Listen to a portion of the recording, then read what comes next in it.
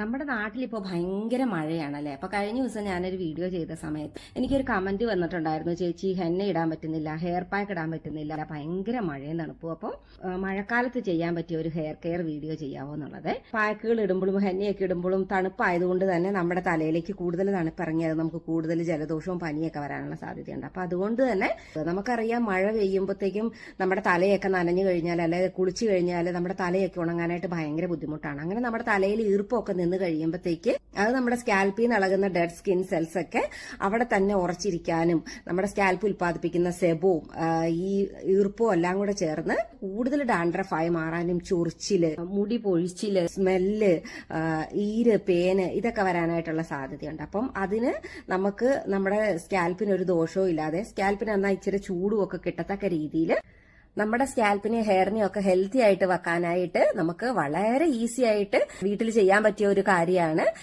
പാർലറിൽ ചെയ്യുന്ന hot oil. പാർലറിൽ ചെയ്യുന്ന ഹോട്ട് ഓയിൽ അതേ രീതിയിൽ എങ്ങനെയാണ് നമുക്ക് വീട്ടിൽ ചെയ്യാൻ പറ്റുന്നത് എന്നുള്ളത് ഞാൻ ഇന്നലെ ഒരു വീഡിയോ ചെയ്ത് എന്റെ യൂട്യൂബ് ചാനലിൽ പോസ്റ്റ് ചെയ്തിട്ടുണ്ട്. പലർക്കും ഡ്രയർ ഉപയോഗിക്കാനായിട്ട് ഭയങ്കര പേടിയാണ്, മുടി പൊഴിഞ്ഞു പോകുന്നൊക്കെ. അപ്പൊ എങ്ങനെയാണ് പ്രോപ്പറായിട്ട് ഡ്രയർ ഉപയോഗിക്കേണ്ടത്, ഹോട്ട് ഓയിൽ എങ്ങനെയാണ് തയ്യാറാക്കേണ്ടത്, അത് വെച്ച് എങ്ങനെയാണ് മസാജ് ചെയ്യേണ്ടത്, അതിനെക്കുറിച്ചുള്ള ഡീറ്റെയിൽ ആയിട്ടുള്ള വീഡിയോ ഞാൻ പോസ്റ്റ് ചെയ്തിട്ടുണ്ട് കേട്ടോ. നിങ്ങൾക്കത് ചെയ്ത് നോക്കണം എന്ന് ആഗ്രഹമുള്ളവർക്ക് കണ്ടു നോക്കാം.